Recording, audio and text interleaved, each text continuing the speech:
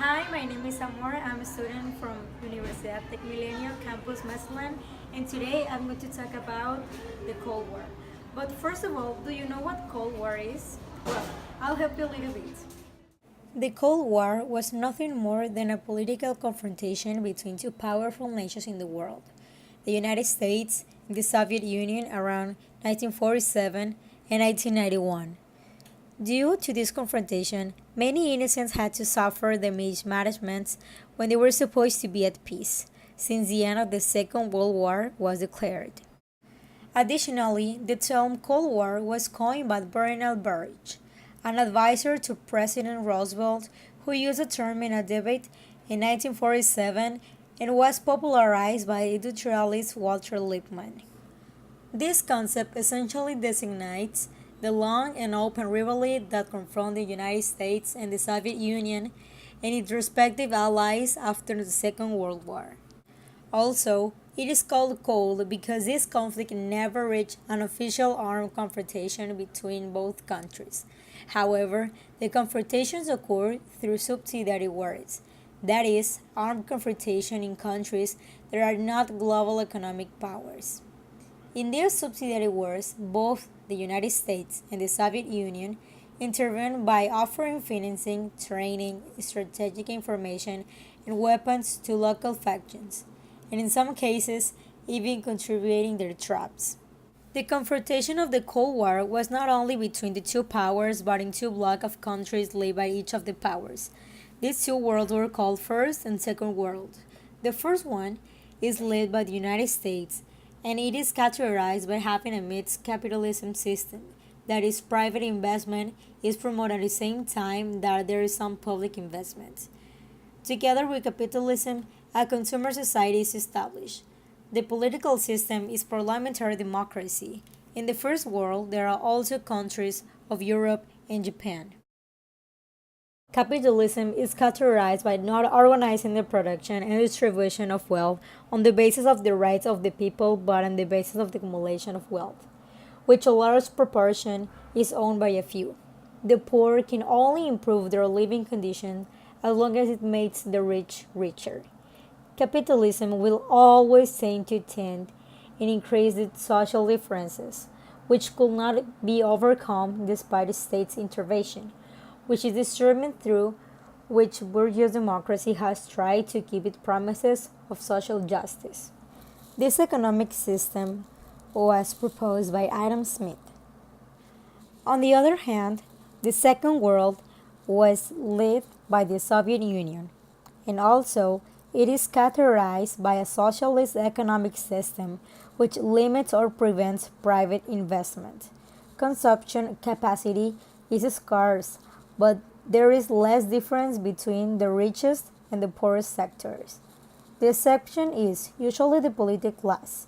In the Second World, there are also China, North Korea, Vietnam, and Cuba. Socialism is the only social and economic system by which it is possible to achieve equality, cooperation, and the full deployment of a true democracy, while capitalism is the negation of these ideals but for now is winning the game in the real world.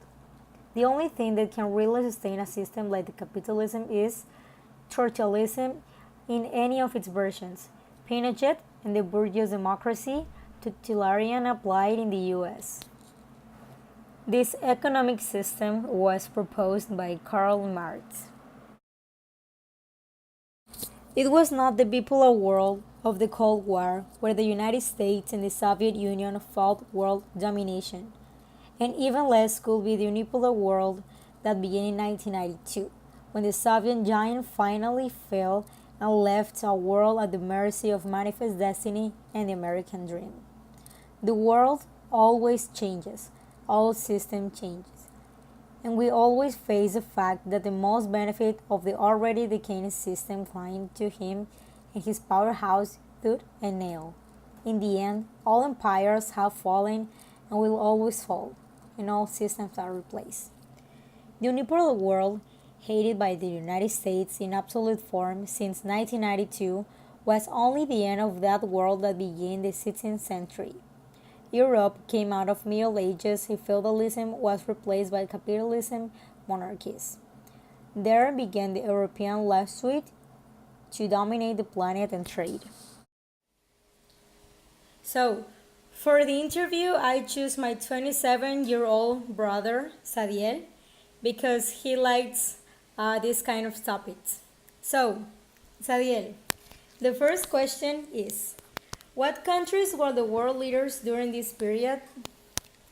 Well, the struggle in the Cold War was between the Union of Soviet Socialist Republics and the United States of America. And what did countries who were allies during the wars become enemies afterwards? Well, after the fall of Berlin Wall, there was no common enemy for the Allies, so the political differences between them became more clear. So that tension to know which political regime was going to be established in the world started up the Cold War. So, the next question is, where did the Cold War take place? The Cold War took place all over the world because everyone was watching and reacting to both sides' moves. And the next one is, what opinion did the general public have of the Cold War? People thought the Third World War was about to begin. That was the level of tension that exists at that time. So, last but not least, what type of weapon did the two world powers have at their disposal? Well, both sides had nuclear weapons. But I think that kind of weapons was on another level compared to the other wars. And I think that was one of the reasons the war didn't really happen, because it was too dangerous. Okay, thank you so much, Sadiel. You're welcome.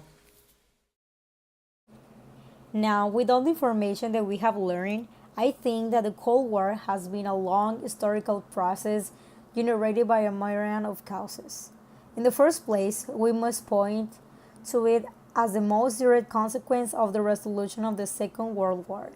In the context of a Europe destroyed and with very few victors, the powers of the United States and the Soviet Union began to emerge as the leading territories in a world that now divided into two: the economic system, capitalism, and socialism, which both of them marked the way of life of people worldwide.